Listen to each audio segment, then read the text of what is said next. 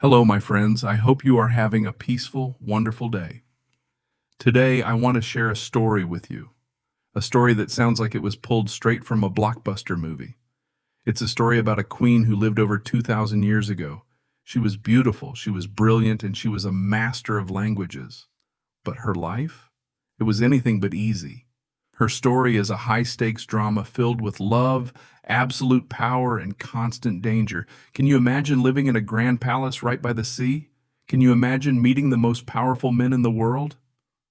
This queen did all of that. Her name was Cleopatra. Cleopatra was born in 69 BC in the magnificent city of Alexandria, Egypt. Imagine Alexandria, a city of towering buildings, libraries overflowing with books, and the greatest scientists and artists from all over the world gathering at the shore of the sea. Now, here is something interesting. Cleopatra's family wasn't actually Egyptian. They were Greek, part of a dynasty that had ruled Egypt for nearly 300 years. In her family, traditions were complicated. It was common for brothers and sisters to marry to keep the power within the family, but this created endless problems. Siblings fought against siblings. Everyone wanted the throne. Everyone wanted power. But Cleopatra was different. While she was young, she didn't just play, she studied. She was a sponge for knowledge. She learned to read and write in many languages. She spoke Greek, of course, but she also learned Egyptian. This was truly special. Most kings and queens in her family thought Egyptian was unimportant, but not Cleopatra. She wanted to talk to her people. She wanted them to love her. She mastered science, mathematics, philosophy, and music. She even read all the books in the great library of Alexandria.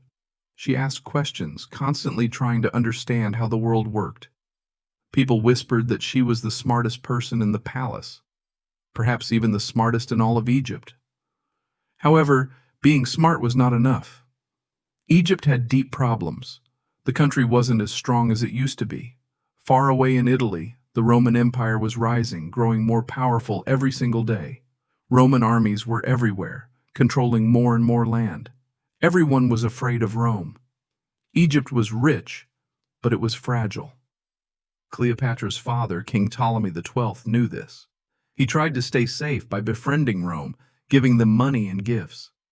But the Romans didn't respect him. They mocked him, calling him the flute player behind his back. Then in 51 BC, her father died. Cleopatra was now queen, but there was a catch. She had to share the throne with her brother, Ptolemy XIII. He was only 10 years old. It was the law, but it was a trap. Cleopatra was smart, strong, and ready to lead. Her brother was just a child. At first they ruled together, but the real power? That was all in Cleopatra's hands.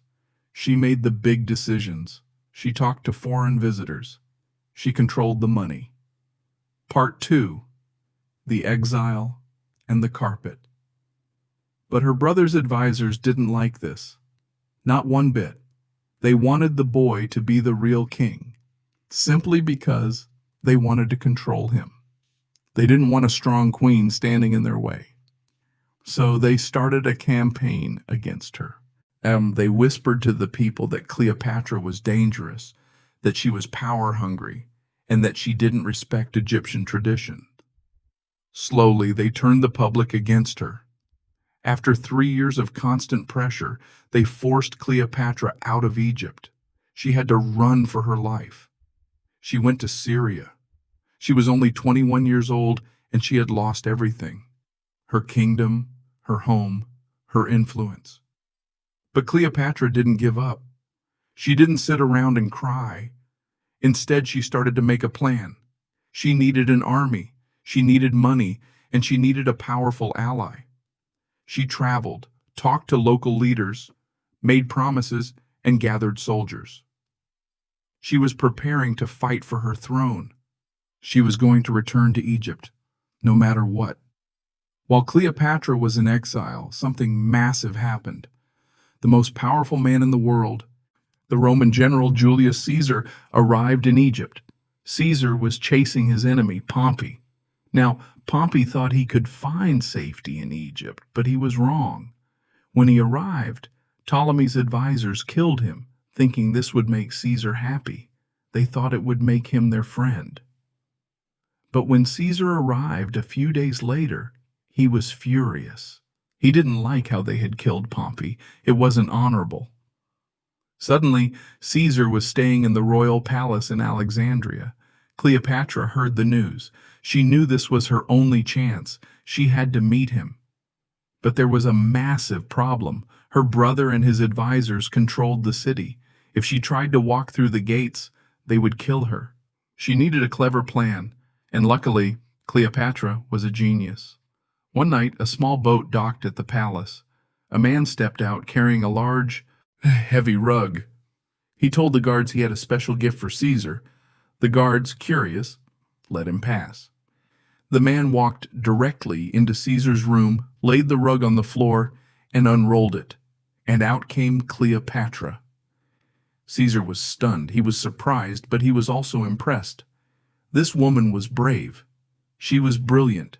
She had risked her life just to speak with him.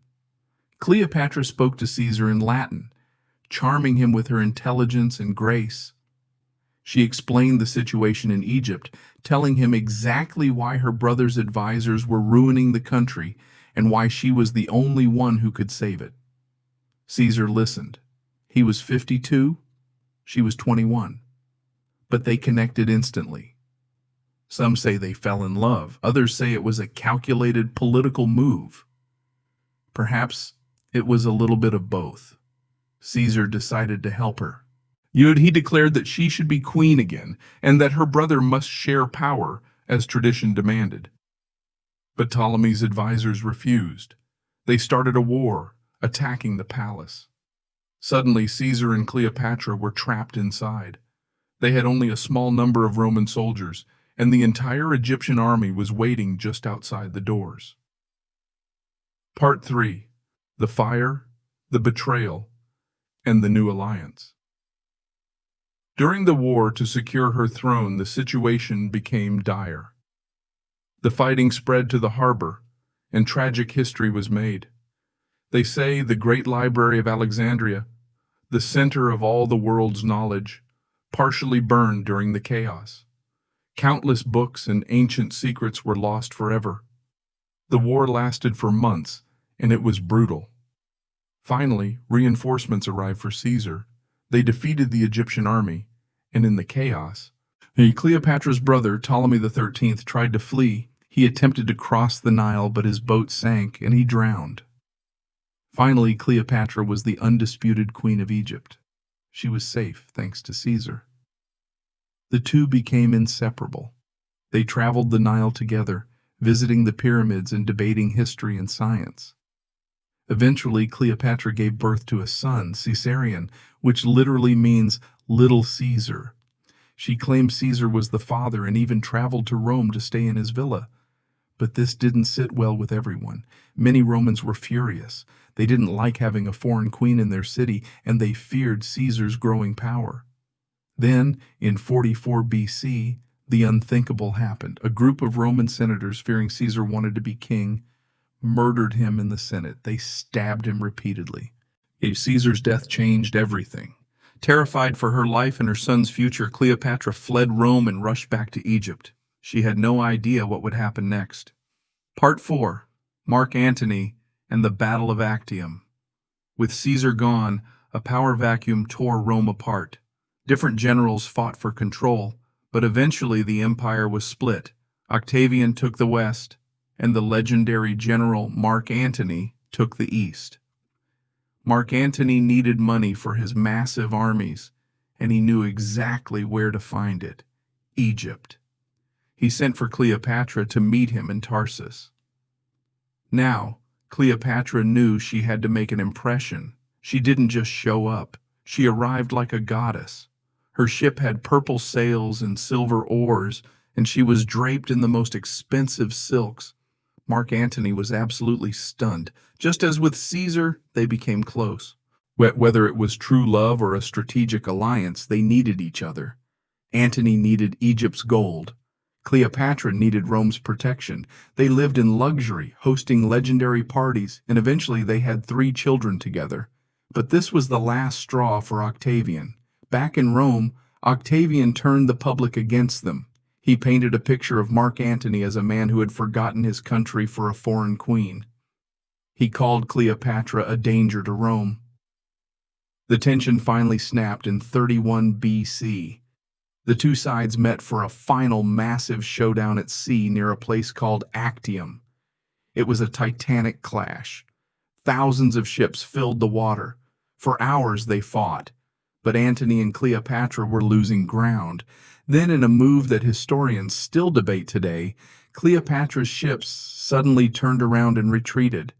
Mark Antony, seeing her leave, followed her, abandoning his fleet. Without their leaders, his men were crushed. They surrendered to Octavian. Mark Antony and Cleopatra returned to Egypt, defeated and knowing the end was near. They tried to find allies. They tried to prepare, but Octavian was coming, and he was unstoppable. Part 5. The final chapter. The end of an era. 1 year later, Octavian's army arrived in Egypt.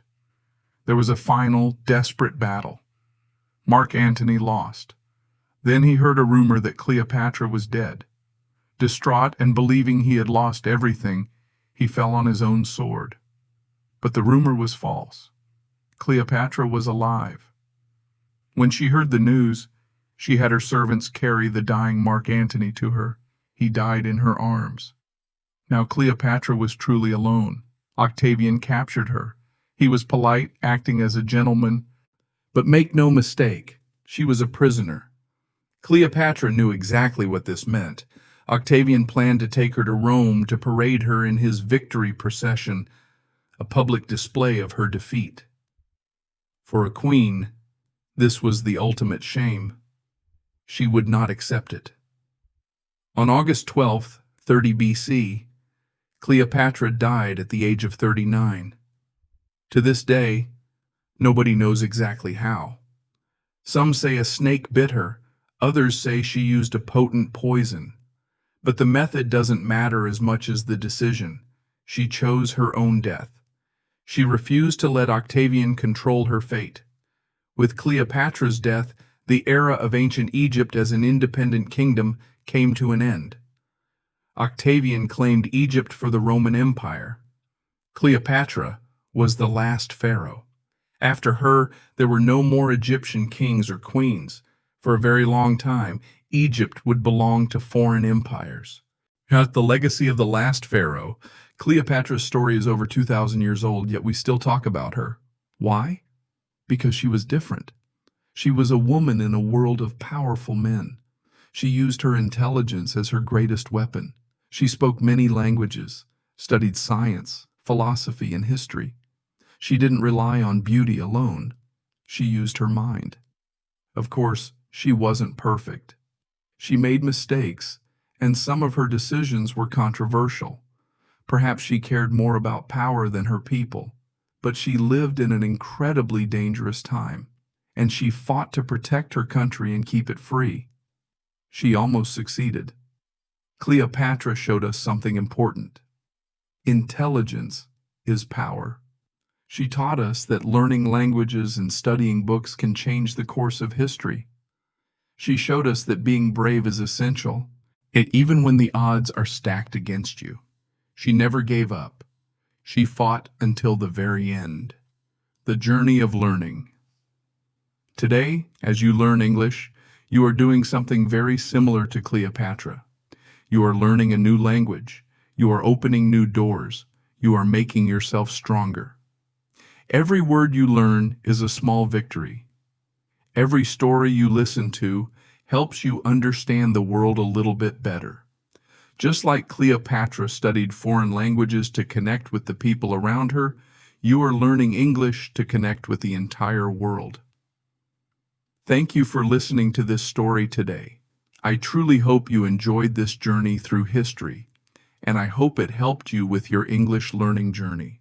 If you liked this story, please hit that like button.